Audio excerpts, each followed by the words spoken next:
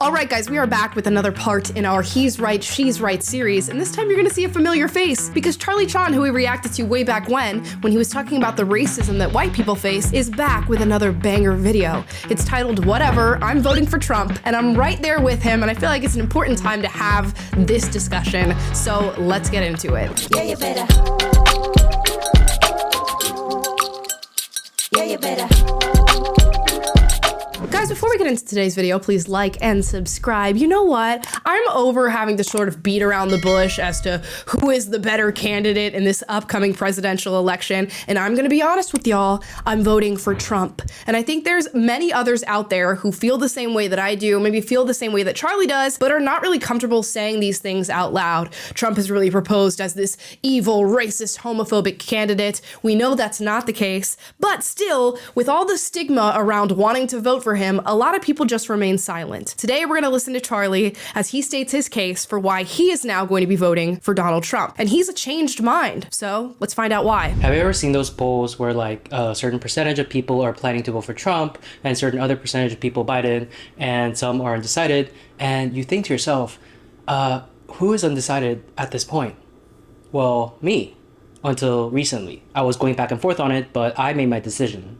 Hi, my name is Charlie, and I am an independent voter living in the state of Pennsylvania. I have voted for both Democrats and Republican in the same election.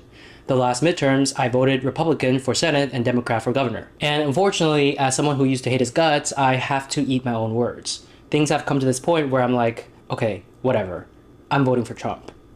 And as of this time of recording, there are talks of Biden dropping out because of his infirmity. But really does not matter. No matter who the Democratic nominee, I'm gonna vote for Trump. And you wanna know why? Two reasons. I started to like Mr. Trump, and I am fed up with the Democratic Party. And I am looking to punish them. Let us start there. You guys must think that we are all stupid, or that we have the memory of a goldfish.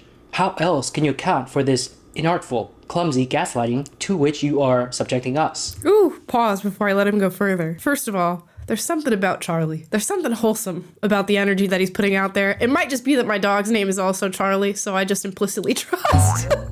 I implicitly trust this guy, but no, there's something to him that makes me feel like you're telling me the truth about your journey. And maybe it's also that I had a very similar journey to his. I used to hate Donald Trump. Hate Donald Trump. And this was from a very misinformed view, of course.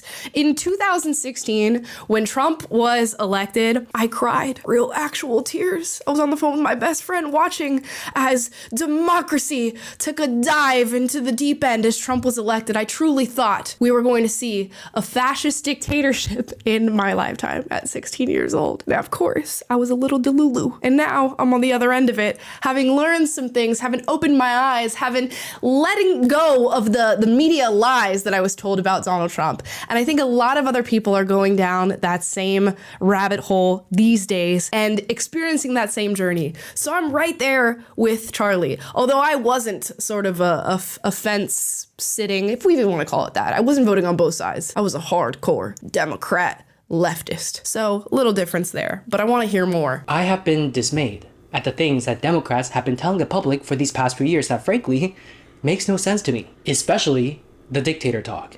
Oh, Trump is a threat to democracy, a danger to the republic. Members of mainstream media saying that this election might be our last, that Trump will never leave office if he is elected. Are you guys serious? Comparing Trump to Hitler, saying America is now headed towards a Christian theocracy. Let's not kid ourselves. This is extremist rhetoric. Not only is this bereft of any attachment to reality, like a trigger warning, it also tends to create the very dangers it purports to forewarn.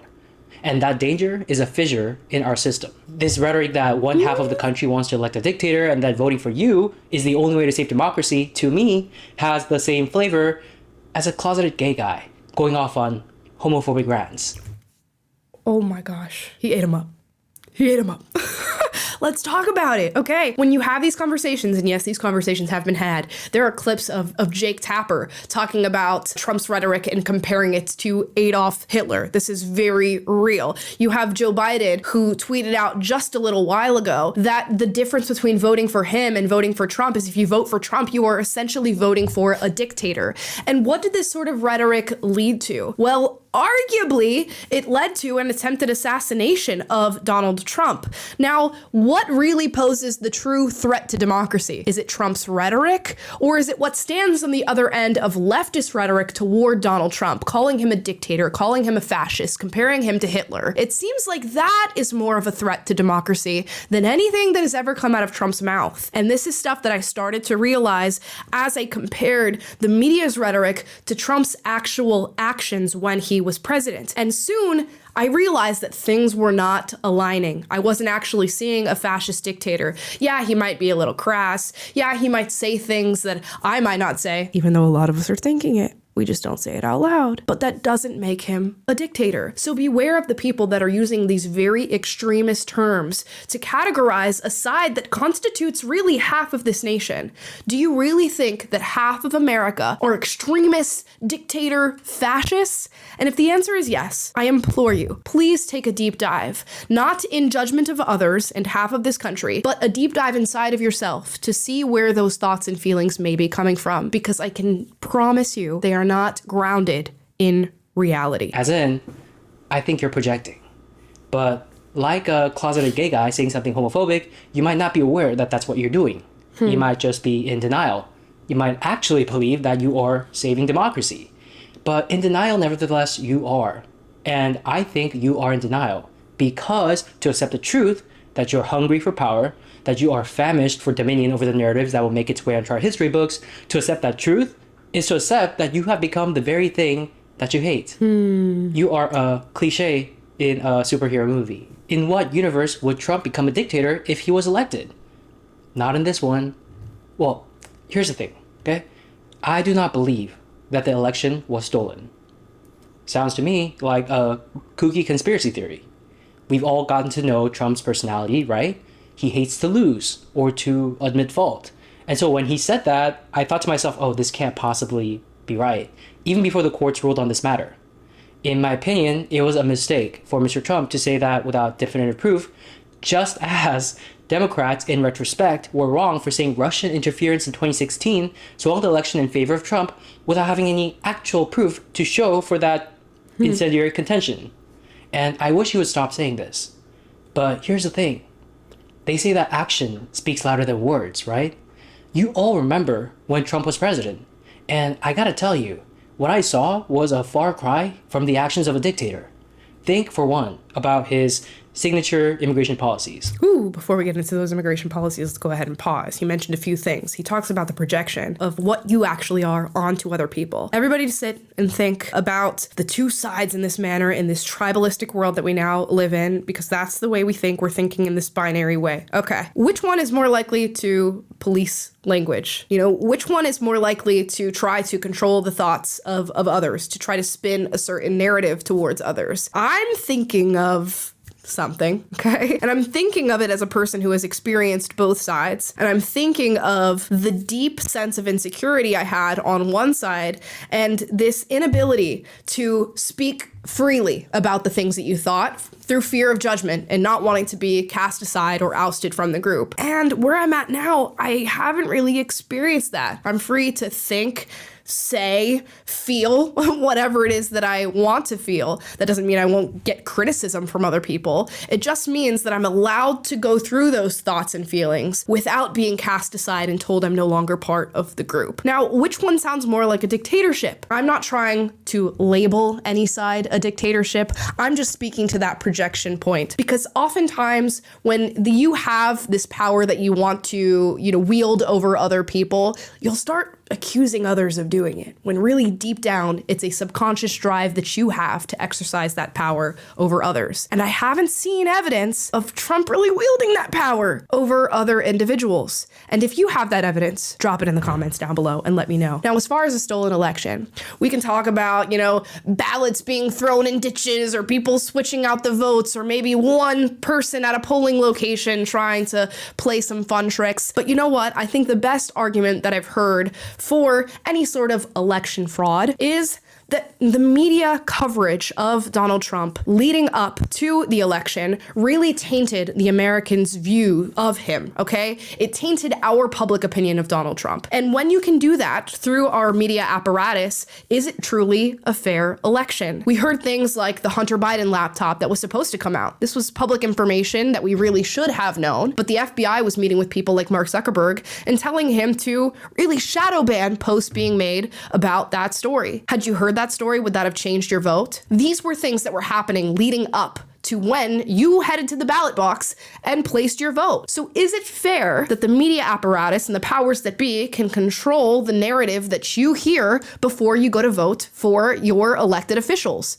Probably not. Now, I'm not engaging in any sort of conspiracy where they covered up the polling location's windows and didn't allow you to watch, although that did happen. I'm just telling you, we should probably have the full objective view of facts and knowledge and the stories that we should be taking in before we go to vote. Now, is that election fraud to you? I don't know, but it's a pretty strong case that maybe some things need to change before we head to the ballot box again. That's all I'll say. Okay, we'll get back to Charlie on these immigration policies. I remember when he tried to alter some of these federal regulations that raised the bar for green card applicants, the public charge rule, for instance. Under that rule, you would not have been eligible for a green card if you went on welfare as an immigrant and cannot support yourself. His administration went through the ordinary rulemaking process, the notice and comment period, and when challenged in the courts by state attorney generals of democratic states, his administration obeyed court orders to halt implementing his new rules.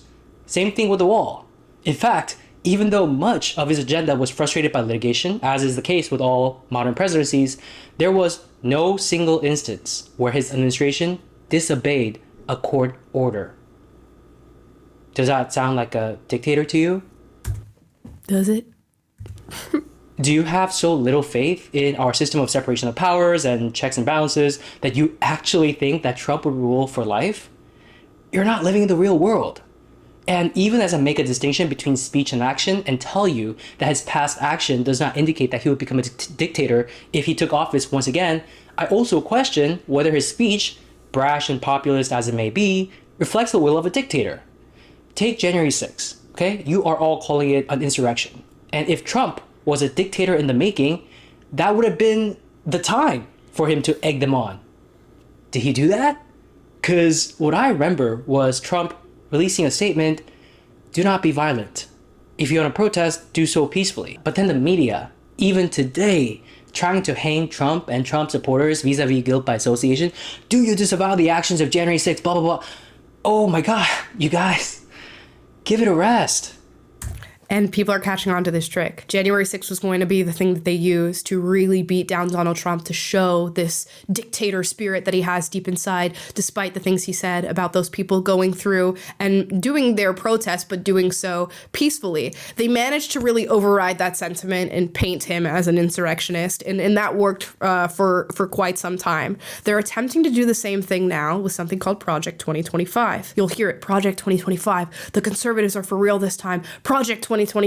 They're going to usher in their fascist dictatorship government, okay? Trump has already disavowed Project 2025 publicly. He's done exactly that. And I think he noticed the trick that was played with January 6th, and he's not letting that happen again. So I'm just wondering what the next trick is going to be. And there will be something. They'll come up with some slogan or some event or some group, and they will try to characterize him as being a part of it. And if he's smart, he will distance himself from all of those examples, of course, within reason. all of the examples that make sense to distance yourself from, because that's what they're trying to do. Create these scenarios and situations that paint a bad picture of Donald Trump, of his campaign, of his supporters, and then stick it to him and carry it as far as they can through this next election cycle so that they win. And they're really basing this on a fundamental idea that you guys are too stupid to realize that they're playing these games with you. They truly think that. Not only do they think you're stupid enough to believe them, but they think you're stupid enough to go out and speak the lie into the world yourself so that they don't have to do it. They'll plant the seed and you'll make sure that it grows. Don't let them trick you, because on the other end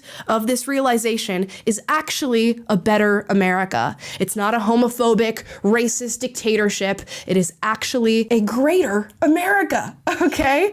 Not to go and become, a MAGA red hatter. I'm just saying, think about the United States that we've experienced for the past 4 years and think about how things could improve and ask yourself, is the Democratic Party really gonna make change? Is this the party that's truly going to make my life better? If you think so, cast your vote in that direction. Enough with this mass hysteria dictator talk. The public is not buying it. If Trump gets elected, he will leave after his term is up and America will keep chugging along. It's not going to turn into North Korea. My God. How about this? If Trump gets elected and does not leave after 4 years, I will buy the first person to comment, "I told you so," a car, toy model. I challenge you to ask yourself whether this vote for me or you'll get a dictator talk is at least as damaging to the vitality of our system of government as saying the election was stolen. But the gaslighting does not just stop there. The Democratic Party has also been lying to us about Biden. Okay?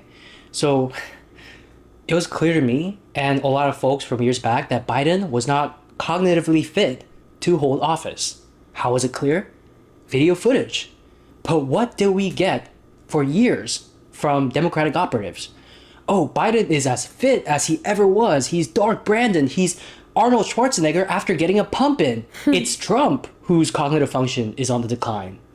What do we get from the media? The reason why you're thinking this might be because of ageism. The bias was clear.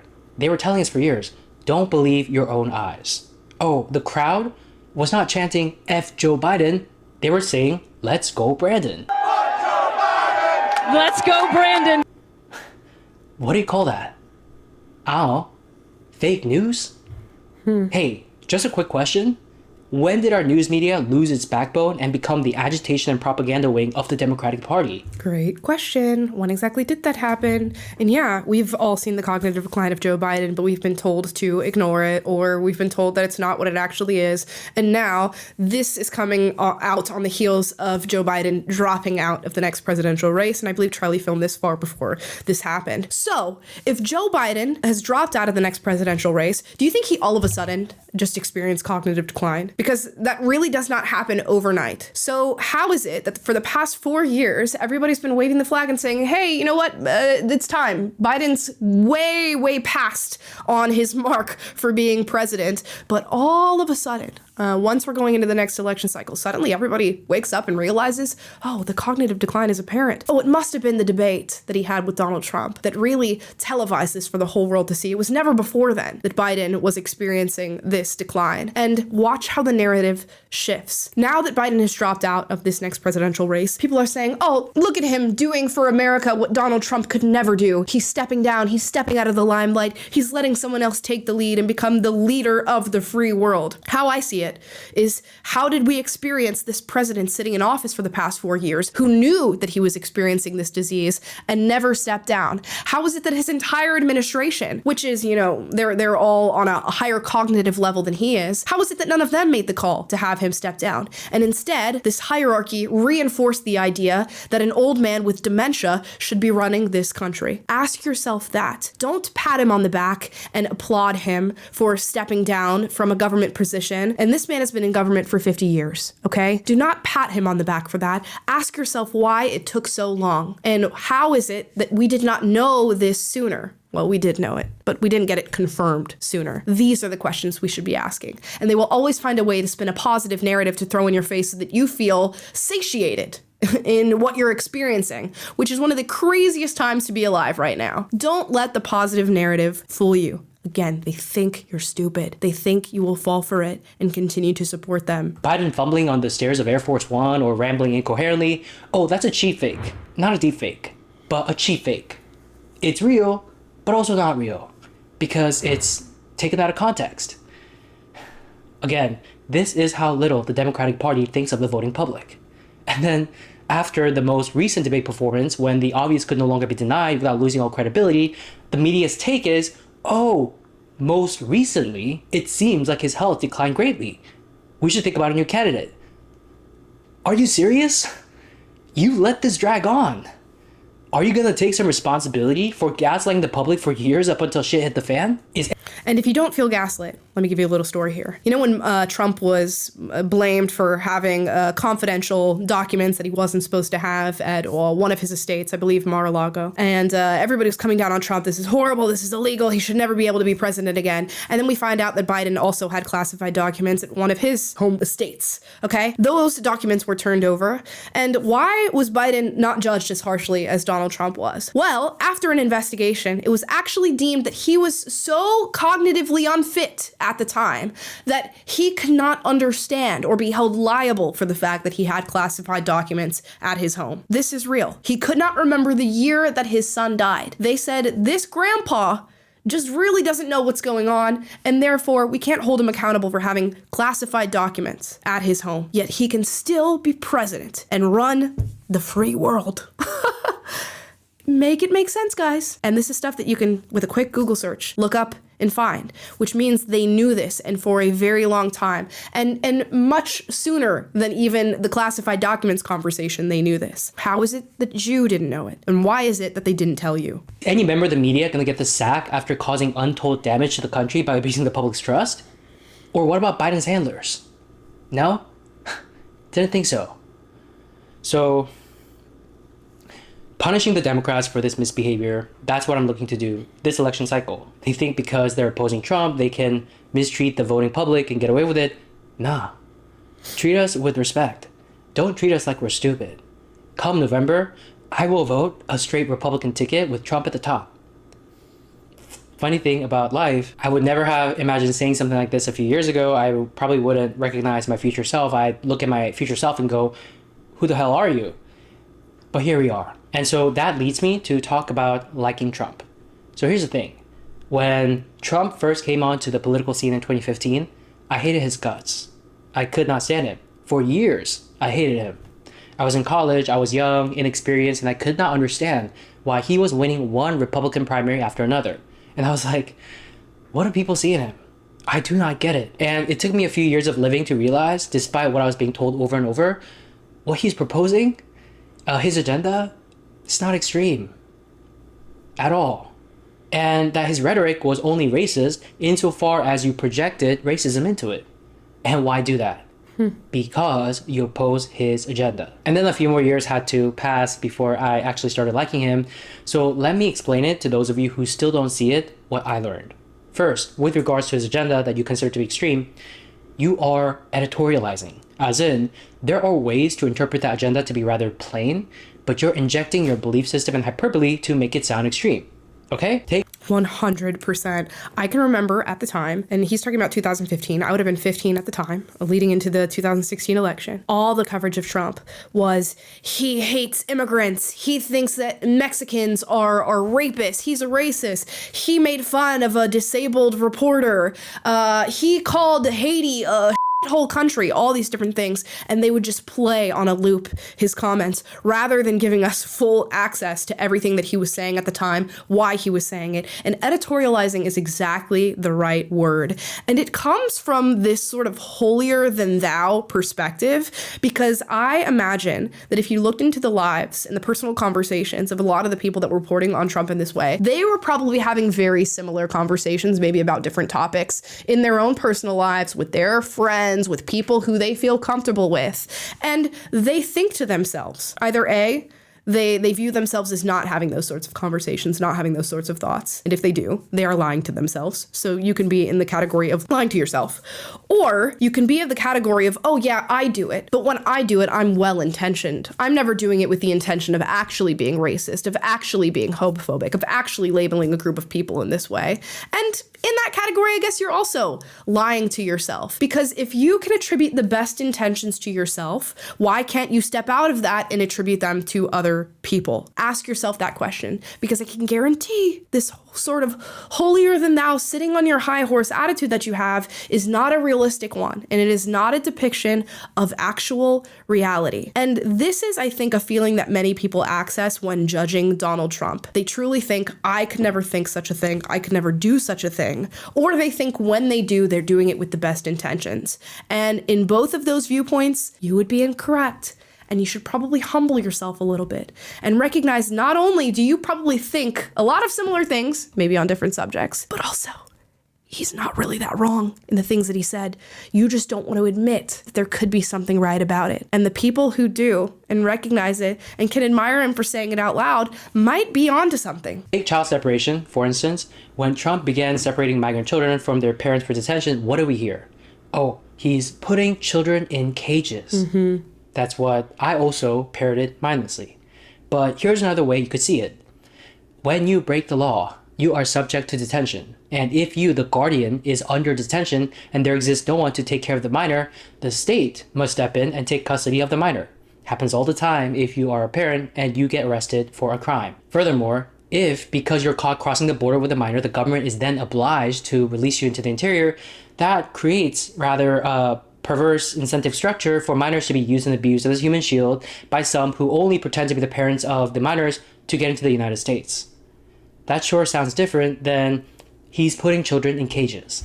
And I must mention many of the children that are detained at the border, aka saved at the border, who are with actual complete strangers claiming to be their parents, are then treated in medical facilities where they do investigations as to the abuse that these children endure. And they will find multiple DNA samples of men who sexually assault these children as they're making their trip to the border. And these so-called men are claiming to be their parents. So it's no wonder that maybe the children need a little bit of separation from the so-called parents that they are coming to the border with. Do you think maybe we should protect sexual assault and rape victims, especially minors, as they make their way to the United States? But no, Trump is putting them in cages. And we got that crazy picture of AOC clinging onto a fence, crying out at what all these immigrants were enduring as they made their way into the United States. Think about the narrative.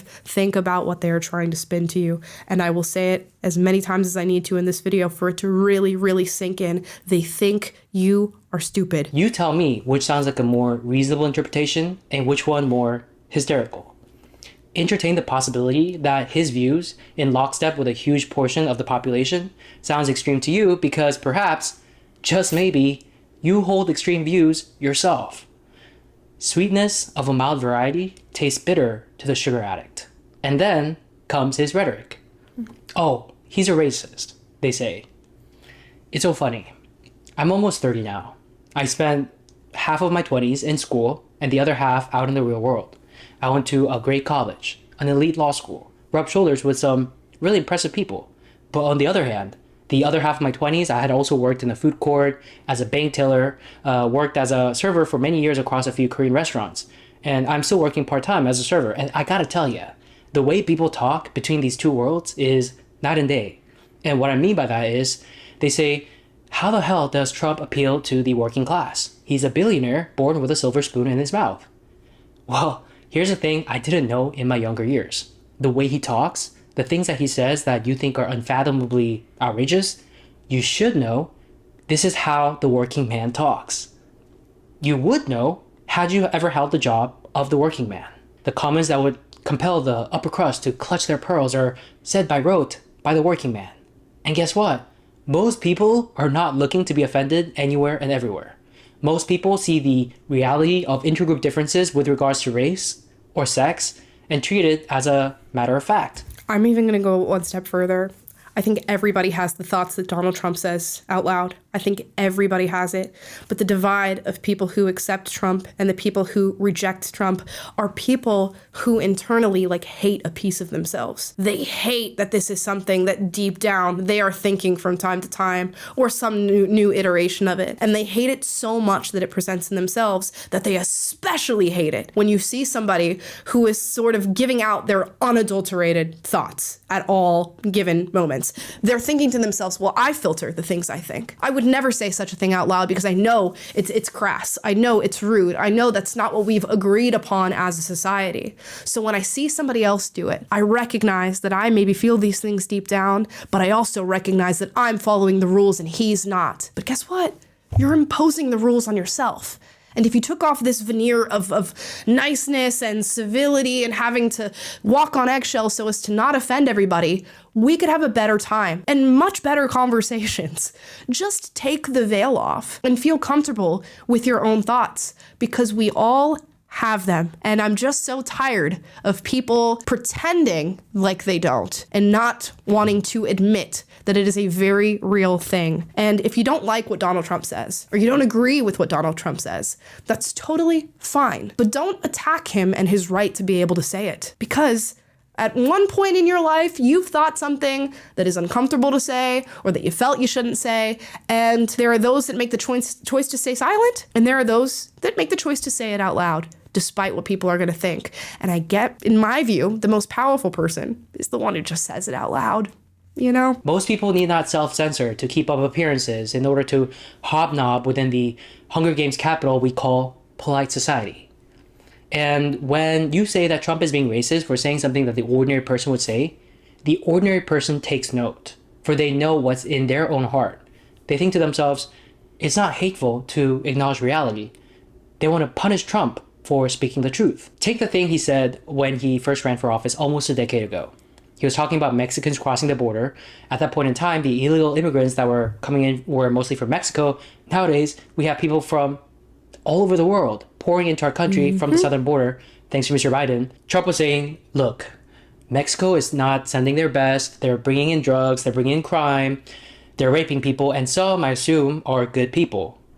Well, yeah, it's the truth. But at the time, the media was saying, oh, he's calling Mexicans rapists and criminals. It took me years to realize, no, that's not what he's saying at all. You're just reading into it what you want to. What he's saying is, if you have an unchecked border, you have no idea what kind of bad elements are pouring in. And by the coincidence of the circumstances, most people that were pouring in happened at the time to be Mexican. There's got to be some good people coming in, but also bad people. And we should be worried about the bad. There's nothing racist about what he said. Or take the Kung flu remark during the pandemic. Yeah, it was racial. But it was also a joke. It was a pun. I was offended at the time. I don't think I would be now. I think it was the environment I was in. I was in a school with a bunch of woke people. Had I been at the restaurant, I think I would have been laughing at it with all the other Korean servers. Why do I think that? Because we laugh at things like that all the time. And so the guy can tell jokes. Yeah, people like that. Makes him relatable despite the huffing and puffing of the uppity idiots that appear on national television and act offended on behalf of the country. And again, I'll go a step further. I think when people get truly, there's something visceral in their reaction to a joke or a pun or something that somebody has said about a particular group of people. Take Dave Chappelle, for example, when he made jokes about trans people. When you get that really visceral fire in your body of, oh, I hate what he just said, investigate it. Because oftentimes what you hate about the joke is not the fact that he made the joke, but the fact that there is a kernel of truth to the joke, that it lands, that it speaks to something that people can recognize. And you are not comfortable with what people will recognize on the other end of the joke. It has nothing to do with the joke itself. People were upset about what Dave Chappelle said about trans people because what he said about trans people was true. And he chose to make a joke about it. And he chose to do it at the expense of a group of people. It's the same thing with the Kung flu and the China virus. You don't hate the fact that Trump made a joke about it. You hate the fact that the basis of the joke is true. And instead, you could just go, oh yeah, that's true. And what a clever thing to say. You may not like the joke. You may not even find it funny. Just move on. Because the jokes that really hit you in that way, oh, I'm telling you, we know what it means. And people are realizing that. So it took me a minute, but he won me over. That's my guide for the election. What you see as hateful, some people see as truths. Now, right around now is the time that some people go, hey, bootlicker, how does that boot taste? Mm-hmm. Joke's on you, because I have a shoe fetish. Just kidding. Sort of. But really, you're an idiot. This is what happens. When any racial minority expresses support for Trump or anything conservative, that's the kind of comments they get from other racial minorities and liberal white people. Yeah. But that's the real racism, if you think about it. The idea that you have to, because of the color of your skin, support certain policies, candidates, or way of thinking, that's textbook racism. Can we cut that out? Oh, I'm the bootlicker. The Democrats' DEI initiatives are foreclosing for our young Asian students the possibility of earning a seat in selective high schools through their own merit, replacing our young students with racial minorities they deem to be more deserving. And I'm the bootlicker. He said it out loud. Think about it. Think about being born and you go to the hospital. Actually, if you're a mother or a father. You guys go to the hospital. It's the day of your baby's birth. The baby comes out. The doctor makes a note on the chart. Okay, it's a baby boy and he is Asian. That means he's going to be voting Democrat for the rest of his life. Here is your little ballot slip. Just go ahead and mark off Democrat all the way down. And we're just going to submit this for a lifetime. Okay? He doesn't even have to go to his polling location ever in his life ever again because your baby boy's Asian. Okay? So that's what we're going to do. What would you say to that doctor? Think you'd give him a big old FU for telling you what box your child is in just by looking at them. And we're not going to use this as an argument for transgenderism. If your baby boy's a boy, your baby boy's a boy. We don't have to get into the science there. We're talking about philosophical ideas and political ideas. And these things can change with who you are, your experiences, all of these different things, okay? So think about how you would view that idea. I don't think you'd subscribe to it. But when you listen to Joe Biden, who says, if you don't vote for me, you ain't black, you take it. When Chelsea Handler gets on live television and says, I dated 50 Cent, and I had to remind him that he was black when he told me he was gonna vote for Donald Trump, you take it. You accept it. That because of your race, you're supposed to just accept some political ideas. It's just not the case. And, it is somewhat racist to just assume that this is how somebody's going to think based on the way that they look. What was that saying about pot and kettle? I've been saying this for a while now, you guys. The woke left is not our friend. They are the enemy of the Asian people. Why? Because our achievement in these past few decades, surpassing whites in many metrics, is a pebble in the shoe of their narrative that a white supremacist system is to blame for others lagging behind, for which they claim affirmative state action is the sole remedy. Not true. The problem is pathological culture within these other groups.